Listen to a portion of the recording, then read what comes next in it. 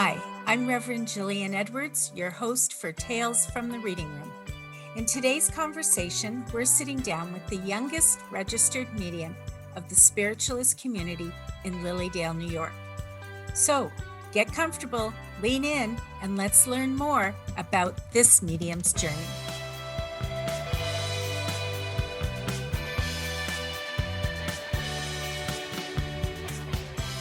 Today on the podcast, my guest is Reverend Celeste Elliott, and I'm really glad she's here with me today. She's a spiritualist minister and second-generation medium. She's also a spiritual healer. Celeste is a sought-after speaker and healer and serves in churches in both the U.S. and Canada. Celeste believes mediumship is about healing and that it's a birthright of all of us. She's also the host of the Lilydale Assembly radio program entitled Wake Up to Spirit with Celeste Elliott. That must have something to do with her love of coffee. She's also a registered medium and an active member of her community. She's speaking to me today from her home in Lilydale, New York. Welcome to the podcast, Celeste. Thank you. Good morning. Good morning. I have so much to talk to you about. And one of the first questions we ask all our guests, because it is Tales from the Reading Room, do you have a reading room? And if you do, can you describe it? I do have a reading room, and we are actually broadcasting from it right now, or at least I am. So it's rather small, maybe 7x6 and or 7x7. I just put in flooring a couple years ago, so I should remember that, but not exactly. And I have a great big picture window in the front, and I've got a side door that people come around. Due to COVID, I had to put in an extra door. Wow. And a nice big window beside that, so it's flooded with natural light whenever possible. And I've just, I try to make it a very calming space for people. When I was picking my wall color, I now refer to the lilac behind me as Lilydale lilac, because I thought I was being very inventive. So I picked a gray white and I mixed it with a purple I liked. And I was like, oh, this is like spa purple. This is what I wanted. And then I looked around at all the other places in Lilydale and I was like, yep, that's where I got the idea. Never mind. But I like it nonetheless. So yeah, and it's a healing color, right? I mean, it's a Yeah. calming color. That was the intention. Absolutely. Yeah. I was reading your biography and I understand that you are a second generational medium. Mhm. So that meant you had the opportunity as a child to grow up in that kind of environment. And for people who might not know what that means, Mhm. what does it mean to grow up as a spiritualist? So I did not grow up in the spiritualist tradition of going to Lyceum, which is like our Sunday school program, because that did not exist where I was. However, now I say I'm a second generation spiritualist because my mom is a practicing medium. And most people who have mediumship in their family, they can trace it back, you know, many, many, many, many generations. But the understanding that I come from is you only call yourself a medium or a generational medium if the generations above that did that work as part of their way of serving spirit. So in my household, we would go to a spiritualist church on occasion. We would go to meetings of people of like mind. There was a group called the Trumbull County Psychic Research Association, and Wow. that was the closest thing to us. So we would go there, and I was allowed to just kind of sit in. My mom studied in a traditional development circle when I was very young, and sometimes if she had a hard time getting a babysitter, I could just go and like bring my toys and kind of hang out in the next room because it was in somebody's house, which is quite typical. So it was very normalized for me, the mediumship. But we did talk about natural law a little bit. We did talk about um, that it's a very normal thing when such and such happens, when you have a knowing of something ahead of time, that it's just kind of God whispering in your ear sort of thing. And that was great. But I also went to Catholic school. Okay, that could be a journey. Because no, the reason I asked this question is, and that's a really interesting point, because I was recently reading the biography of Reverend Janet Nohavik, Oh, who wonderful. grew up Yeah. Hmm. Catholic Yeah. and had a Polish background. Hmm. And quite innocently as a child, she saw spirit, not Hmm. knowing what it was kind of terrified. And when her family found out, again, innocently, Right. um, they thought they were cursed. Hmm. And she was, lived in fear of spirit, not Yeah. knowing what it was, and also because of the reaction it gave her family. I think there's a lot of people who have that fear. I think her story is extremely common. I come from an area in Ohio where it was a mill town area. So you had a mix of several different uh, little ethnic groups. And, Czechoslovakian was quite big, which of course that doesn't exist anymore, but that's all right. Irish, lot of Irish, some Polish. It's kind of in it. So moving to the Buffalo area feels very much like home to me because you have a lot of the same. But people bring their traditions with them. And if they Yes. don't have context or understanding, I was fortunate that the diocese that I grew up in, we also had a lot of Italian families. Hmm. So in Europe, when you want to go for a reading, you don't go to someone like me necessarily, unless you're in somewhere like the UK. What you do is you go to the priest or you go to one of the nuns because you know, the church had a mind for if somebody is experiencing these, mediumship is a miracle. It is, we think of it in the spiritualist community as sort of an everyday miracle because we know that our spirit loved ones come to visit us. Being a medium is being a medium and having $5 will get you a nice cup of coffee at Starbucks, right? um, but it's not there, unless somebody takes the time to preserve the sacredness of it. Yeah. It is something that has become very mass market because it's not just within the spiritualist tradition anymore. It is, you know, there's a whole lot of people that have woken up to it and it's everywhere now. But I grew up in an area where all of the priests and all of the nuns, I shouldn't say all, but the majority they would go for readings.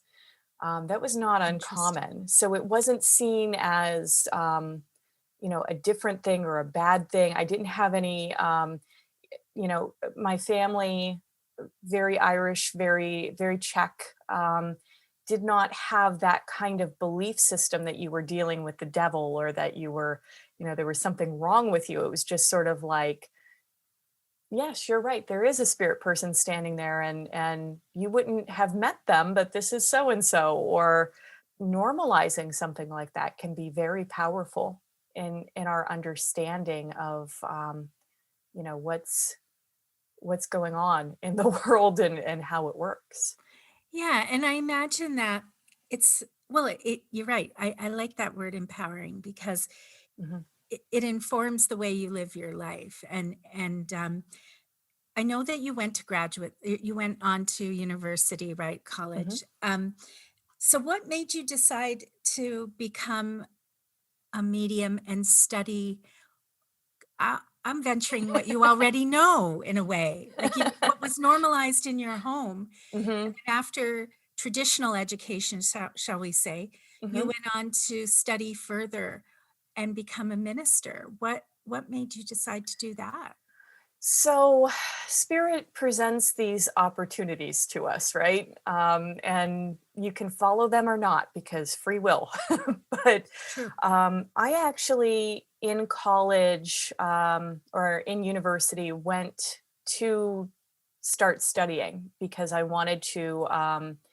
I came up to Lilydale when I was 21 for the first time with somebody. I was doing a internship, and we stopped in Lilydale from on the way from Ohio to Toronto for a fundraiser that was being thrown for this nonprofit.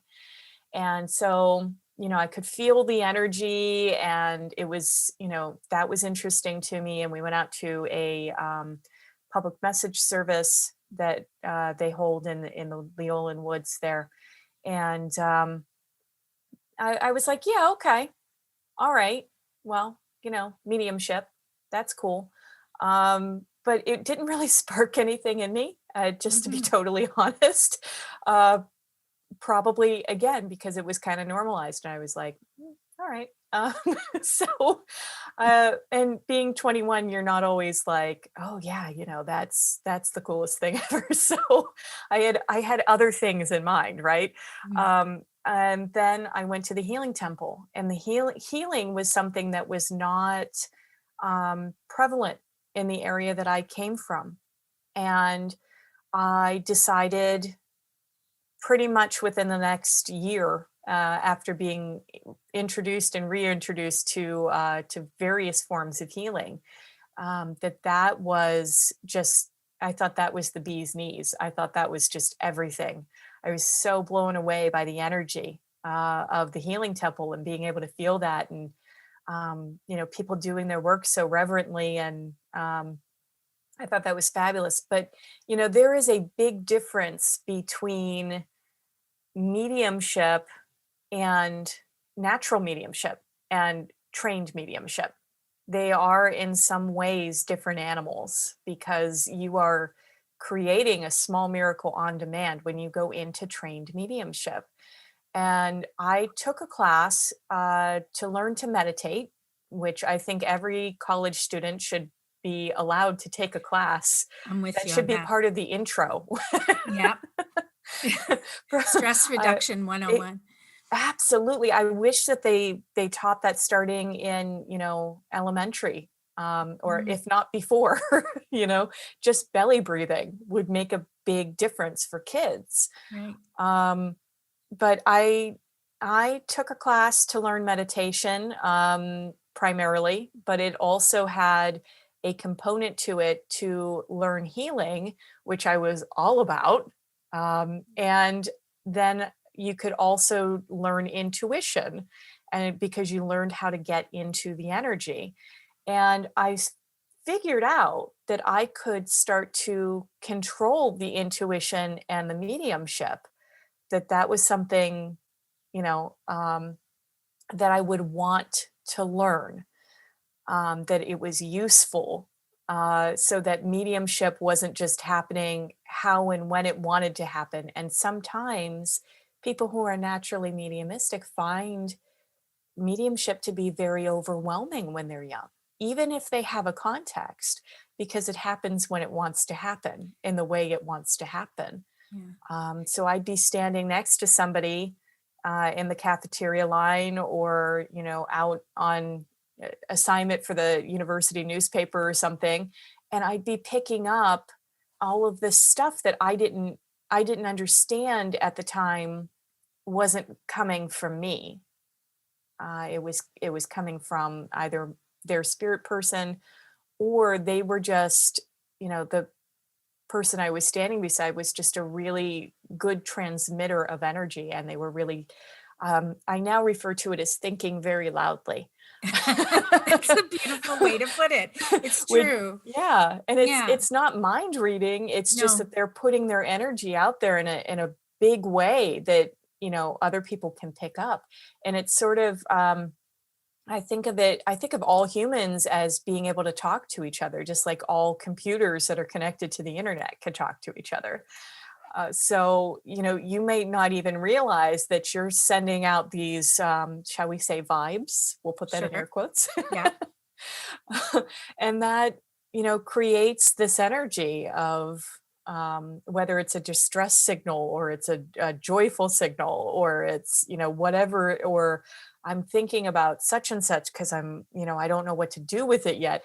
And, we as social beings, another human can pick that up and say, oh my goodness, I should send them some healing, or I should, try to hold space for them so that they can figure out what they need to figure out.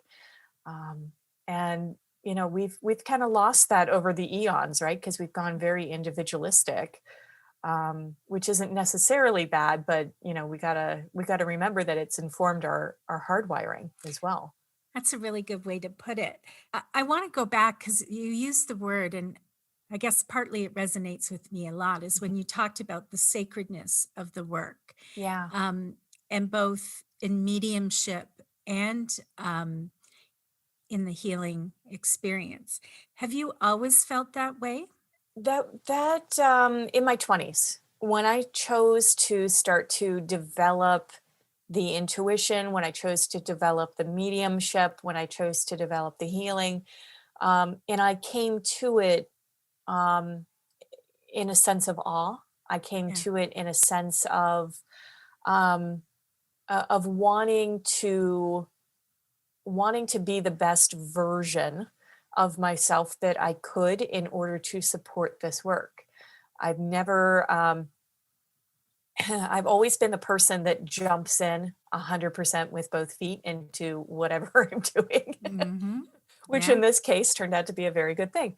And I still didn't want to be a professional medium, but I saw mediumship as another form of healing. And, you can't not take that seriously.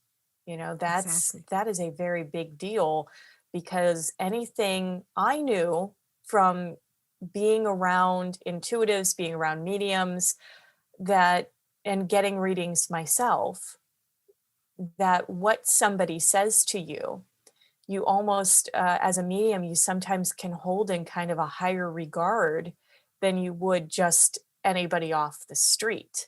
So you have to be very, very responsible with what you say and how you say it. Yeah, that's nicely put.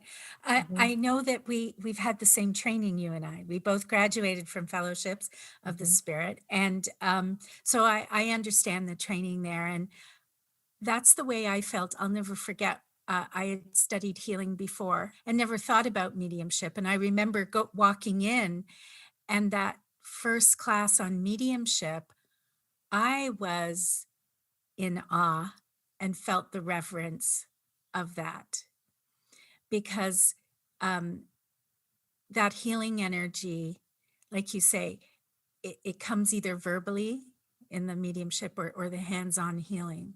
Exactly. So you live in Lilydale, New York, and you I are do. now a registered medium. And I'd like you to Mhm, explain to people what that means, because I think a lot of people might not know about Lilydale in the sense sure. of the community, but Mhm. also what it means, because only registered mediums work in Lilydale. Um, and there's a reason for that. And so I'm wondering if you could describe that process and what that means. Thank you for that. Yeah. So Lilydale is like a hidden gem. We are this sort of anomaly of a remaining spiritualist camp. And I say that because church camps were extremely popular in the Victorian era and not so much today. That doesn't seem like entertainment to people now. So, yeah, we are a small spiritual community that started as a church camp. We still have a camp season, and we are an hour south of Buffalo, and we are an hour east of Erie, Pennsylvania. For people who don't know, We exist all year. We don't roll up the streets. Nobody is barred from entry post summer season, which a lot of people think. And a lot of Yeah. people do think you have to be a medium or a healer or something to live here. But you really only have to belong to a spiritualist church and belong to the assembly. However, to practice mediumship on the ground, and we call ourselves registered mediums because we are registered by Lilydale. Yeah. That means we have gone through an extensive testing process in order to be allowed to work here. So it's a 2-year process. You have to put in your intention to what we say pre-test, and that's the first year. And so you have to go out to the outdoor services, and you have to be able to do so many of those, and the chair people will kind of take notes, and the sometimes people in the audience who are community members will kind of take notes, and just kind of say in general, like, oh, they did a really great job today, or if they ask for guidance, somebody might say to them, oh, well, you did really good on this, but you might want to shift this a little bit or get a little deeper on that if you can.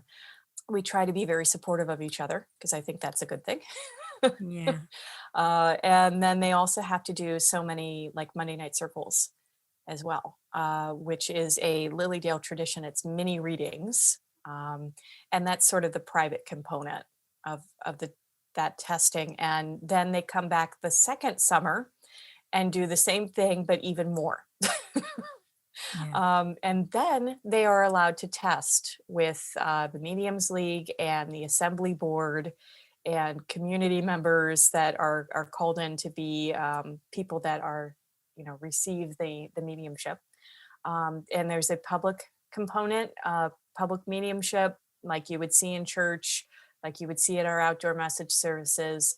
And you have very stringent criteria for that. And also, they would do 3 private readings, half-hour private readings, for community members and a registered medium. And there's certain things that you're looking for. You're looking for the proof of continuation of life. You're looking for demeanor. You're looking to make sure that you know. I mean, but you wouldn't be accepted to pretest if you just randomly strolled off the street and you Right. met none of the requirements ahead of time. So there's already, you want to make sure that whoever works here, it's not just about having the accuracy level, which we're looking for somewhere between 92 to 95% accuracy, just to get through. Yeah. You also want to make sure that the value system is the same. And we work here, you can go to any psychic fair these days, Sure. or call up any psychic hotline and kind of get whatever. But we try to make sure that things are very much in line with the spiritualist tradition. We are not allowed to use any tools on the grounds unless it's like a fundraiser event or something where we get a little fun. Victorian seances are fun because we can we can do all sorts of things. So there's no tarot cards, there's no crystal balls, there's no we don't even do astrology readings because it's not part of the spiritualist tradition, really. But these are things that you can take workshops on in the summer season, Yeah. and now kind of all year round because of the internet. But Yeah. um, I wanted to sort of jump on one of the ideas that you have here about, mhm, the idea that it's no tools. And I think a lot of people have had or seen or read ideas about mediums, the yeah, concept of the unusual. And I think people think that when they come to Lilydale, it might be just a spooky experience for some people. And I know when I've served in Lilydale, I've heard visitors who innocently come like it's a yeah, destination. And I remember one time in the healing temple, a lady walked in and was speaking quite loud, and wasn't obvious to her when she first walked in that she was walking into a sacred space, and was kind of talking about this like a destination, like a ride. Mhm. It was kind of Yes. funny. But I'm sure you encounter that a lot. And so I'm just wondering what that's like sometimes, but also what you would recommend people think about or almost prepare if they were going to see a medium. It's so funny because I'm very much a student of history, and I've seen the changes in society since, spiritualism came into being, because it's not that old. We're talking True. 1884 here. Um, so, people come, and sometimes they have absolutely no idea. At least twice a year, I get a call from somebody who thinks that Lilydale is a large psychic fair that takes place, that has been named after the town, and takes place for a few weeks in the summer, and then folds up and goes away again until the next year, like a Renaissance fair. And they genuinely don't know. Or they'll come in costume, like they wouldn't ordinarily wear fairy wings and striped tights and shoes with bells on them. And they get here, and we just kind of go, okay, nice shoes. Like we're not we're not coming from a place of judgment, because No. that's not helpful. but but it's not what we're about, and we don't do spooky, and we don't do I've had so many people over the years come into my room, and I'll say, is this your first session? And I go to explain things, and they're like, I'm really, really scared. And I'm like, okay. So the top 5 hit list for that is, they think that I'm going to tell them something terrible, that they think I'm going to tell them they have a curse on them, that they think I'm going to tell them that they're going to die. No, that never, never ever. That, that I'm going to tell them that their seemingly excellent life is a total lie, and it's like a Lifetime movie, going on behind their backs. And it's just so not like that at all. Or they want the big reveal moment, is what I like to call it, which is, they've been watching mediumship on TV, and they are expecting someone to walk up to them in the street and give them, some kind of life defining something. And we don't do that here. We don't walk up to No. people on the street. You can sign up for an appointment. You can come to the Monday night circles. You can come to the outdoor services.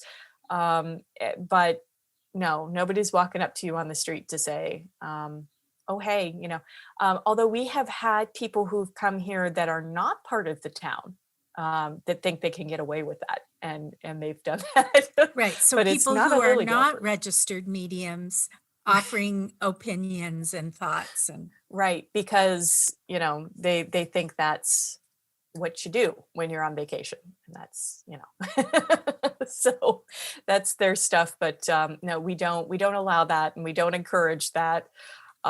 Even the registered mediums are regulated as to where we can do our work on the grounds.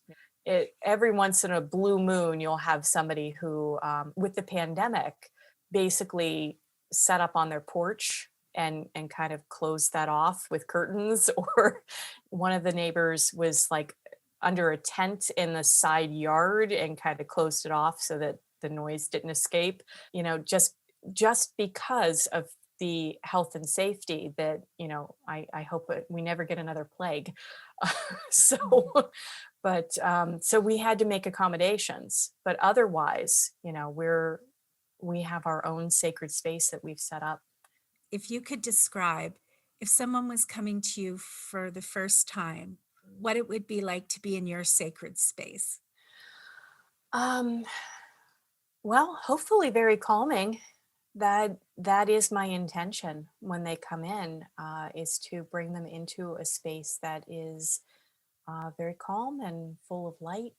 Just I want it to feel like you're just sitting down to a very nice chat with a girlfriend, And that girlfriend just happens to be translating for you from your spirit loved ones.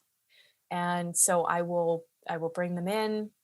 I will ask them if they've had previous mediumship experience. I will explain my process, unless I've read for them before, in which case they already know. Mhm. But I find that in explaining how I work, it also sets the expectation for the spirit people that they then know how to work with me. And my guides are there to assist them, and their guides are there to assist as well. So it's really cooperative energy. Um, and then we will go into the session, and it is like a nice easy conversational flow as much as possible. Mhm. I'm wondering, you know, because your interest, I mean, you, as we talked about earlier, you grew up spiritual, Mhm. understanding those principles, I would say innately as a child, and then studied it. But I'm Yes. wondering if you've ever had a moment where you were just in awe, like, oh my goodness, who knew this was going to happen? Some of my favorite readings that I want to start a book of all the times, somebody has called me, because I never remember what I say to people in my readings. There are so many times when I'm right into the emotion and the joy and the healing with my client, and we're going through this together, as I'm holding space for them. And I will get these emails or postcards or something later that's like, um, you my mom has been in spirit for 10 years. She didn't know that I was trying to have a baby, but she came through and said, I've already met your kid, and she's giving you rose blossoms, and she's giving you, all of this identifiers and information. And they'll send me pictures of the sonogram of I I just posted very recently on my Instagram. There was somebody had sent me an email with a onesie in it, because I guess I had read for her, and um one of her loved ones came through from spirit and said, I am aware of there being a new little one coming into the family, and I'm very excited, and just know that I'm going to be watching over this child. And I think at that time they had even talked about, if the child was the same gender as the person in spirit, naming it after this person. Oh, So, and the spirit person knew that, and they were saying, like, I'm honored, thank you very much. Although one time it went the opposite way, which was to say, I didn't like my name, please don't do that to the child. And I thought that was fabulous. um, but they sent me a picture of a onesie that said, the psychic was right, you're going to be an aunt. So her sister was in fact pregnant, and when they felt safe enough to tell people, that was how they announced it. wow. So I got that note, and I got to put it up, and just kind of I celebrated it all week. I just thought that was really great. So um, something like that, knowing that spirit continues to actively participate in our lives, that they know what's going on, that they're around us. Um, I find that extremely joyful and very healing, and because we miss our people. And I've had experiences of great healing for my clients, where somebody has come through with an apology, where they really deserved an apology, and said, I'm so sorry. I wasn't in my right state of mind, or I didn't understand what you were going through at that time, or, but thank you. And they heal that energy between family members. Um, and that's huge, you know? Um, Yeah, Celeste, I don't know how you feel about this, but I feel that sometimes an apology like that, or a connection to a loved one where you can heal up something from the past, can be so profound Oh yeah. that what you do in a reading, and I don't mean, I mean what spirit does, right? What Yes. spirit does, and as the medium, literally being the medium between the individual and the uh, and spirit, and being able to give that healing information Hmm. can do more in a session in your 1 hour or even a half hour that maybe years of therapy was preparing the person to hear, Exactly. right? Or they just Yes. couldn't quite get that healing that they needed. But to see a medium, to hear from your loved one, can solve a problem or heal something up that they've been waiting for years. Absolutely. Absolutely. Yeah. That's huge. So but I love that you said that the therapy prepared them, because that's exactly how I think of it. I ask this of all my guests. Um, and I don't know how you're going to feel about this question, but um, as someone who lives in Lilydale, but as a spiritualist, Mhm. have you ever witnessed phenomenon? Yep, sure Uh, have. Can you describe it? Because I think Well, people again know it exists, but maybe from movies, or right. books, or stories from other people, Hmm. um, but don't always know that it is a form of mediumship, not necessarily practiced a lot. It can happen spontaneously. Absolutely, it can.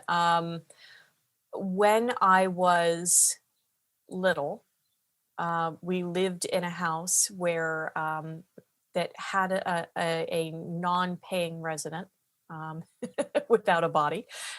Can I put it that way? Um, Some people would call that a ghost, right? um, Or a spirit. spirit.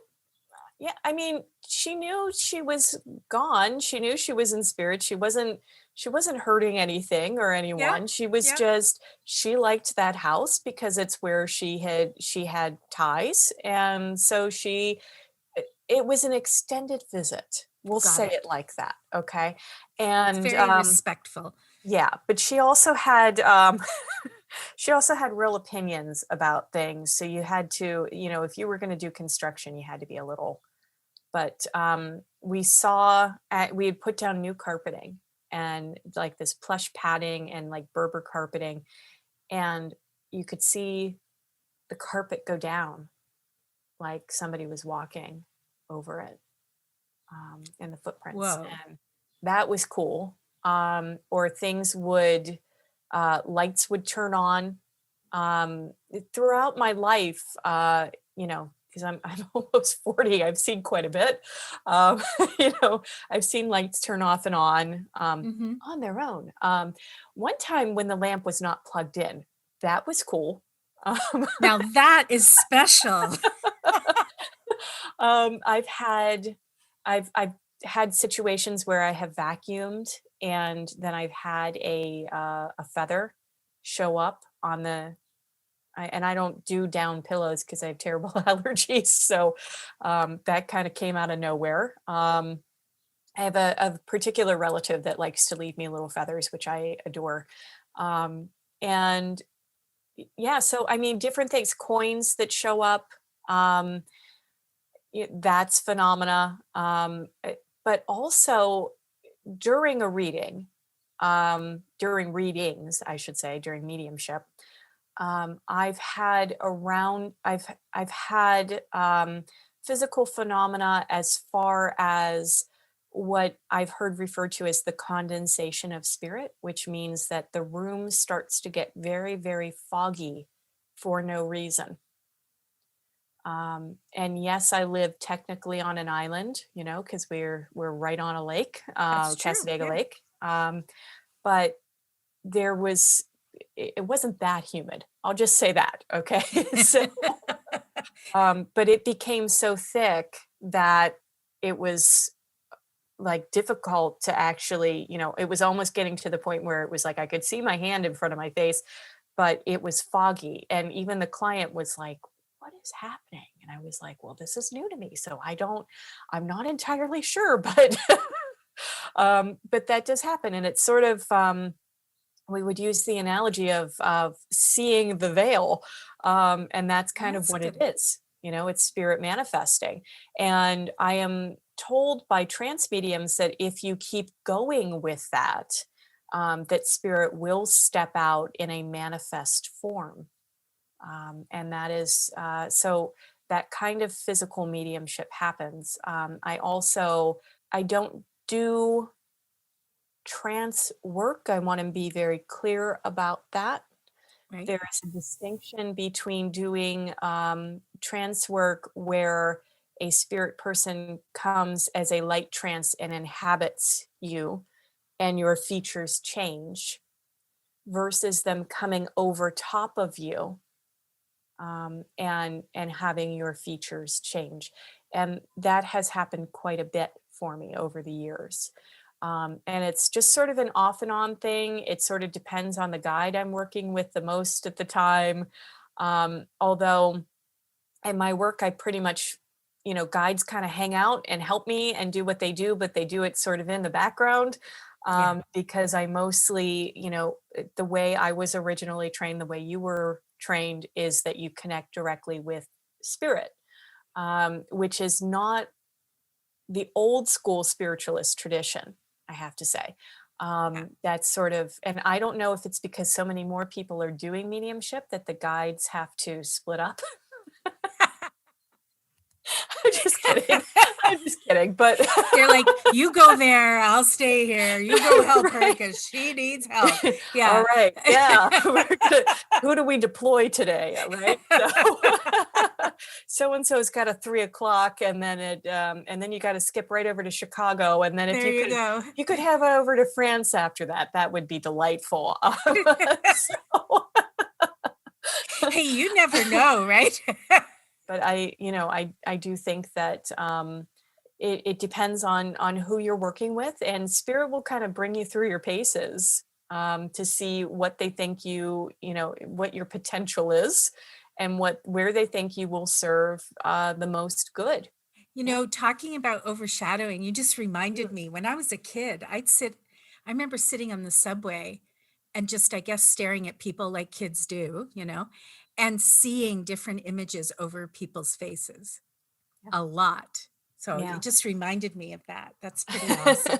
That's Yeah. pretty And awesome. I think, by the way, thank you for giving the appropriate term overshadowing, because I think Oh, I forgot to do that. But that's okay. also, letting people know that that is not a dangerous thing or a scary thing. It's not possession. Even trance work isn't really possession, because That's right. possession, the tone of that is that there's no,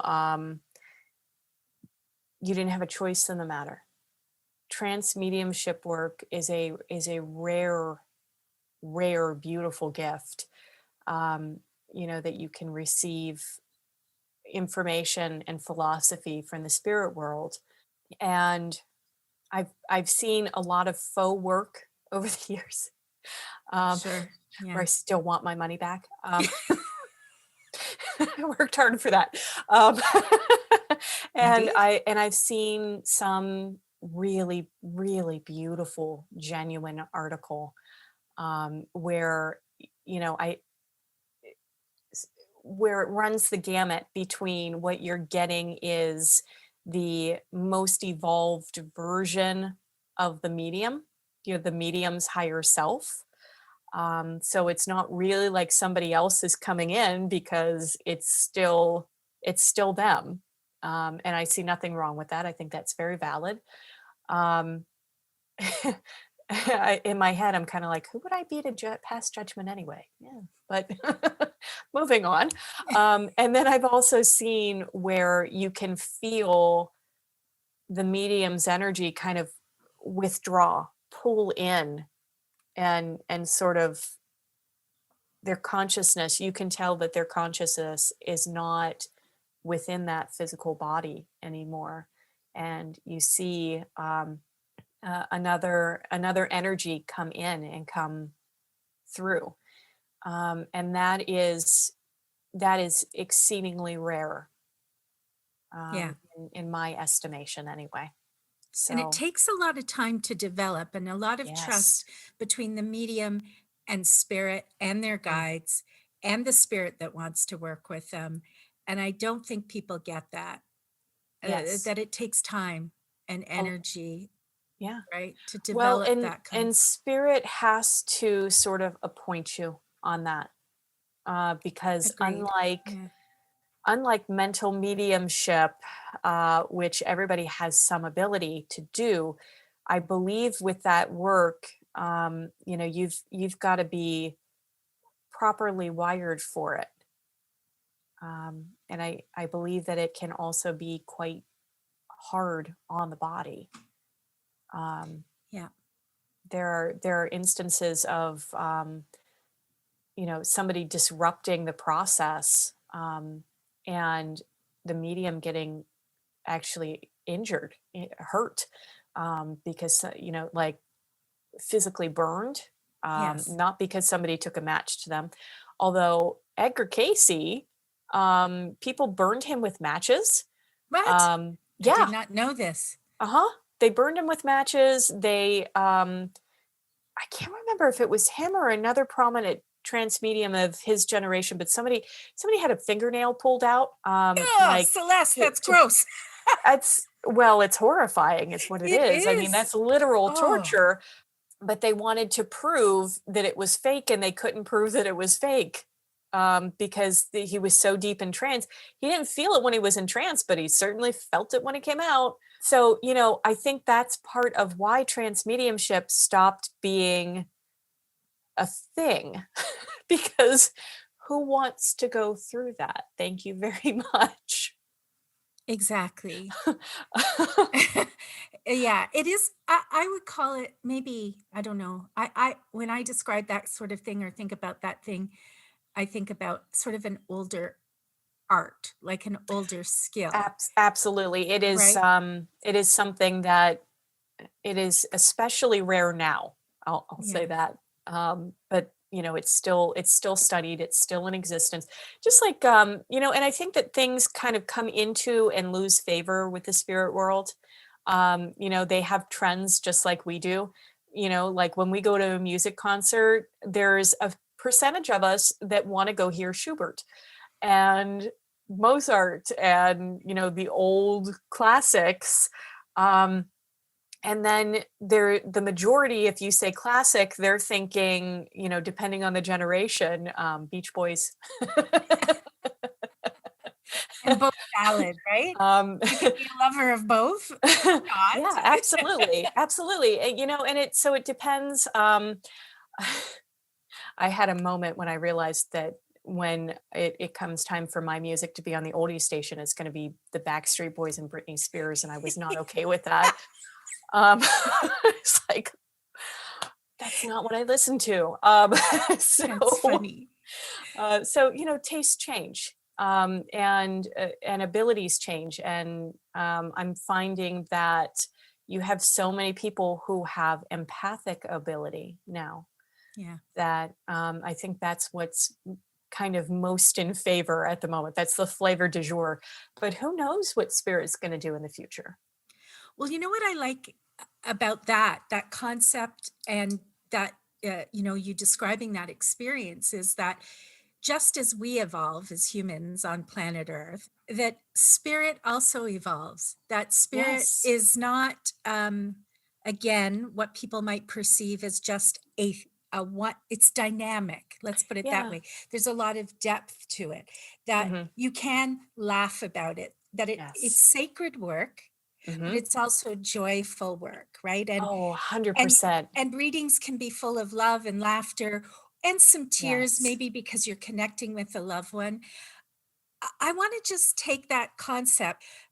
You chose the path of ministry on top Mm. of your mediumship. You Yes. chose the path of ministry, and Mhm. not all mediums do that, right? Though it's not uncommon in the spiritualist community or in the spiritualism. But I'm just curious what your experience is like in the as on that path as a minister. Yeah. It's a whole added dimension. I realized that no matter what I was doing, no matter what I was studying, no matter where I was, my intention always was to be of service, regardless.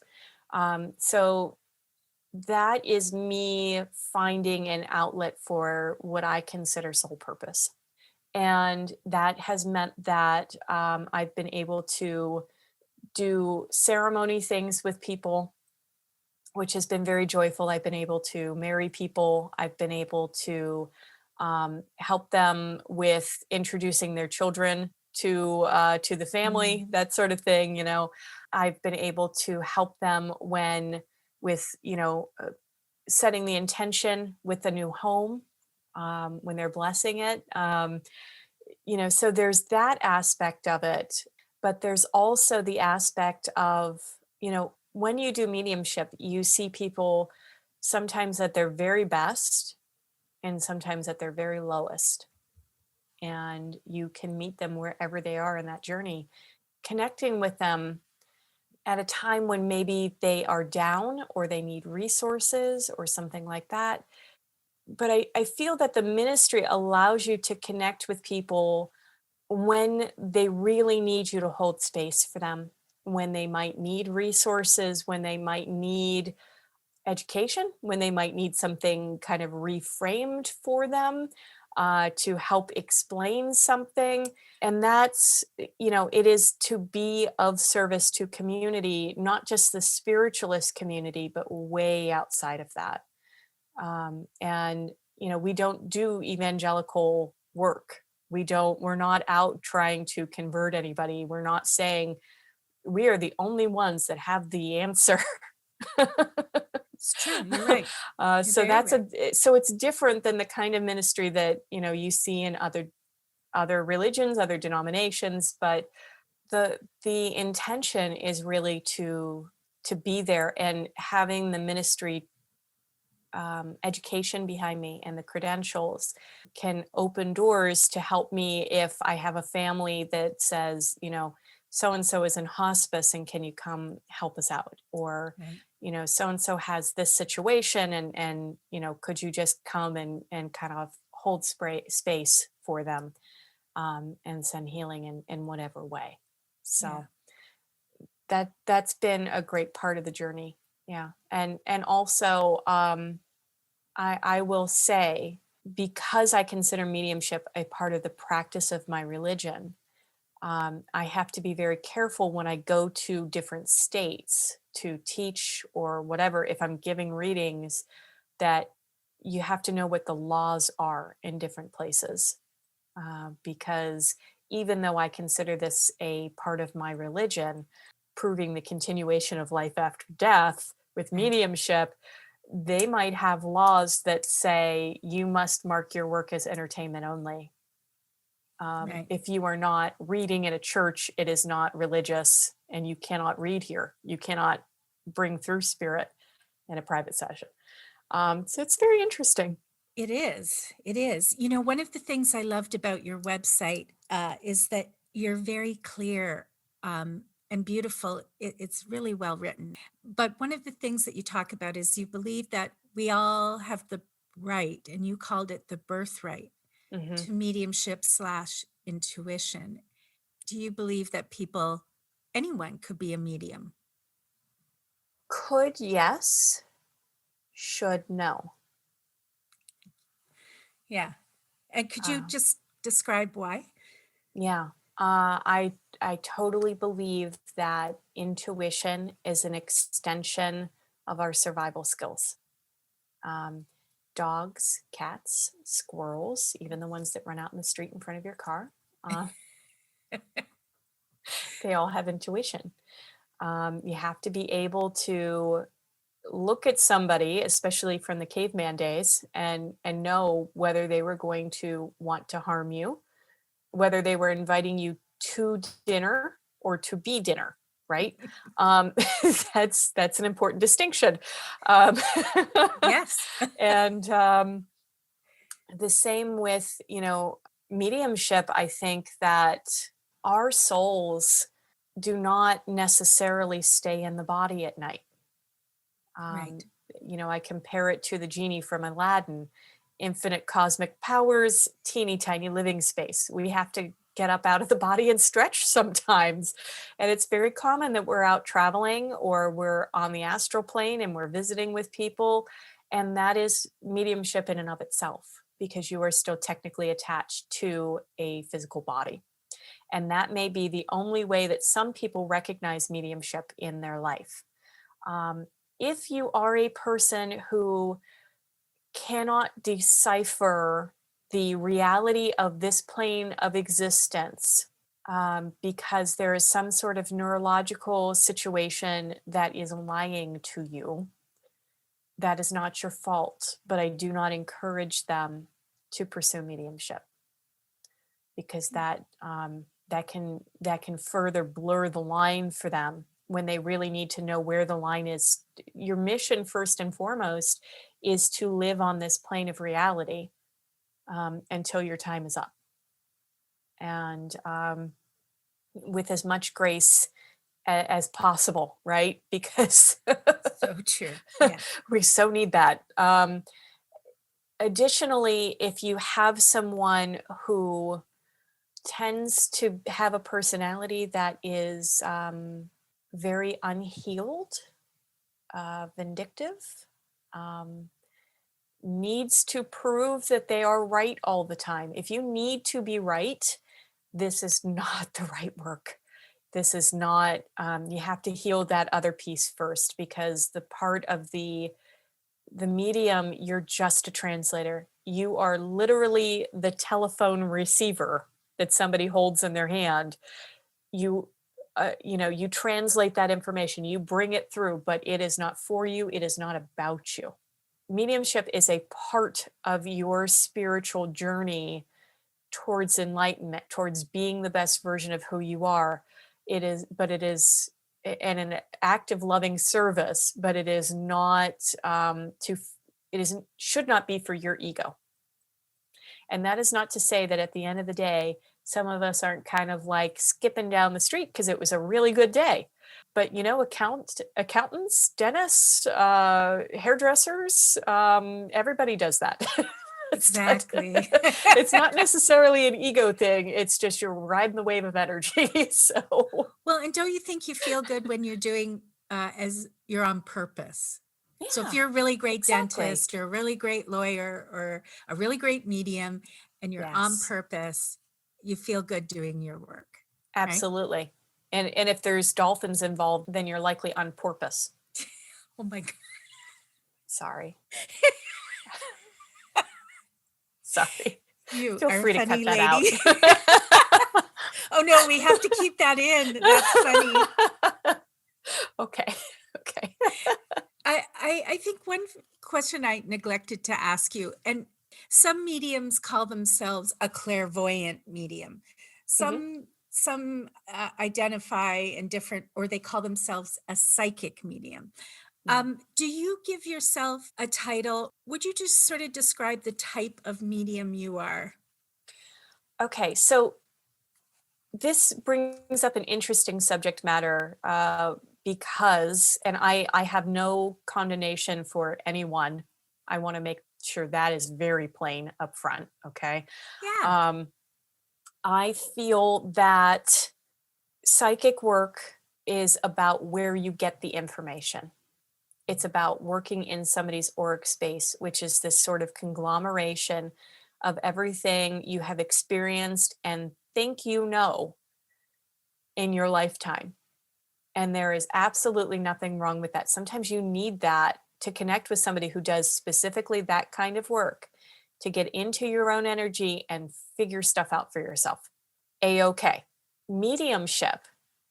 And in some ways, I'm sort of a general practitioner, because I use all of my senses. So, however, spirit feels they can best communicate with me, I'm open to. So if they need to overshadow, fabulous. Um, if they want to give me auditory or visual clues, or, clairvoyant really became slang for mediumship, ESP, everything, right? Right.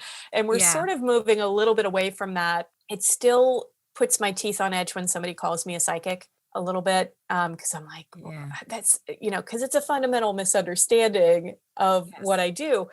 But that said, not everybody knows, not a, it is what it Exactly. is. So, um, it's the difference between being a cook and a chef. Yeah. You do different things, but same genre, right? So, Yeah. you're both dealing with energy, as it were. Yeah. Um, so I try to make my work evidential. So in some ways, I could refer to myself as an evidential medium, but that in itself means different things to different people, because for some people, and the real old time mediums, that Yeah. were in their late 70s and 80s, when I was in my teens and early 20s, they would bring through spirit. They would describe them beautifully. You would get this full feeling of them, and no message, because Yeah. their only goal was to prove continuation of life. Well, that gets tedious after a while, because I'm already aware. I want to hear from them. I want to know what their Exactly. experience is like. I want to continue the relationship with them. And that sort of, I don't know why that sort of came into favor with this plane for a while. When I do a reading and I'm bringing through spirit, and I might be in tune with one of their guides, which I will tell them. And you can't really do evidential mediumship with guides, because how do you prove that the person standing with them is, uh, Their spiritual guide. yeah, how do you prove that that she was a hairstylist in the Balinese court in 1586? That's pretty impossible, right? So But you can find out information and you give it. Can yeah, you you, prove you it? You're do, right. You don't you know. you listen, you trust what they're saying, you give it to the client, but that's not really evidential. Um, Yeah. because it's just very, very hard to prove. In my personal work with clients, I really don't go back further than great grandparents, and that's if they knew them, or or grandparents are still in the living, and the great grandparents are stepping in saying, "Hey, we are on your team. You do have people. You might not realize you have people, but we're here for you." And if they think it's more important to talk about the client's life and what's going on with them, if that's what they need, then that's what we talk about. And every session is a little bit different. Sometimes it's heavily mediumship focused with and sometimes, it, in just having a nice visit with mom or dad, whatever. And sometimes it's very much about their life, and what's going on with them. And if somebody wants to give advice from spirit, I tell the client in the beginning that's personality, and they're welcome to do so, and it's nice to hear from them, but it's your life, and you are responsible for the choices that you make. No one from spirit is going to come through and point a finger at you and say you must, unless they're really trying to prove personality. And even then, um, you're not required to do what they say. You're under no obligation. So, I think that's another thing, is people get a misconception that it's like, well, I'm going to go to so and so and she's going to tell me what to do. Nope, because that would be my ego getting involved. Exactly. That was really well put. I'm just wondering, when people meet you and maybe they're new to spiritualism or just exploring their spiritual side or connecting, for the first time with spirit in a new way, do you ever recommend any books? Oh, I love books. Me too. Oh, Me too. yeah. I know there's nothing I better than a good book, is there? I mean, it sort of depends on what they're interested in. Mhm. I'm very interested in philosophy. I'm very interested, books that I find very accessible. Life Between Lives, The Blue Island, that those talk about, what it's like for people once they've crossed, and some of their experiences and how they sort of plan things. I think that's fascinating. I like modern philosophers like Eckhart Tolle. That's Yeah. fantastic. I think that's very accessible for people. The History of Spiritualism by Arthur Conan Doyle. I think that's really very good. When you get into sort of Andrew Jackson Davis, people like that, the Victorians never wrote succinctly. That is So so true. be prepared for something wordy, but Conan Doyle is better because he was used to writing, sort of for the masses as an author. Right. So that's helpful. You know, so there's anything on mediumship as far as biographies or autobiographies, I think are great if they're people that you respect, because that can really bring you into the energy of what they've experienced, and you can sort of connect with that, and you will learn with that. Once you understand an experience, you can create it in some ways. We've talked a lot about many things today, and I'm so grateful for it. And before we conclude, is there anything you want people to know about mediumship that you think is important that you haven't already said today? It's not happening in dark rooms with the lights off. It's very surprising to one of my clients who was in her 80s a decade ago. Um, Wow. it was her first reading since the 1920s. That was fascinating. Wow. She was like, "Didn't you forget to turn the lights off?" No, we leave them on. That's a thing now. That it's not mediumship is not about telling you what to do. That spirit is not going to make those decisions for you. That they are going to support you, and that having a foundation of understanding is going to help you to see that no matter what happens, it's going to be okay. You're going to come out of it regardless. And that the miracle of healing is not necessarily just curing the lame and healing the blind, although that has happened with spiritualist healing, and many other kinds of healing.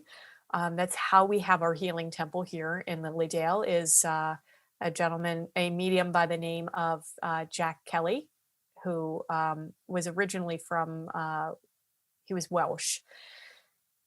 He healed a woman outside of the auditorium, and they said, we really ought to make more space for healing here. And somebody built him the healing temple the next year. So that was pretty cool. That is cool. Um, yeah. So, but it's not always just about that. Sometimes it's just about finding peace within yourself on different layers, mentally, emotionally, spiritually, intellectually.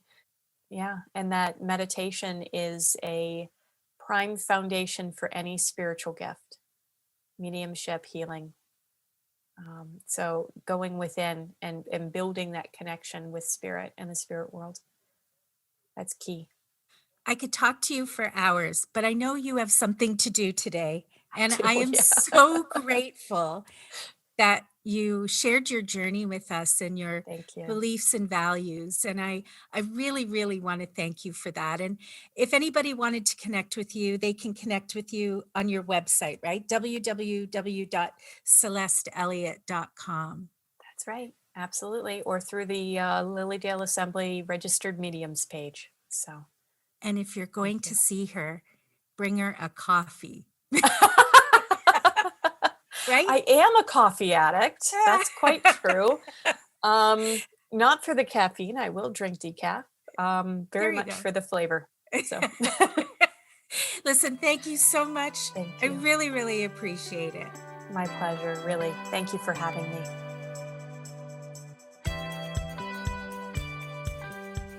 Well, friends, it was an honor to speak with Reverend Celeste Elliott today. She provided us with some great books, and I highly recommend that you check those books out because there is such a wide variety of perspectives.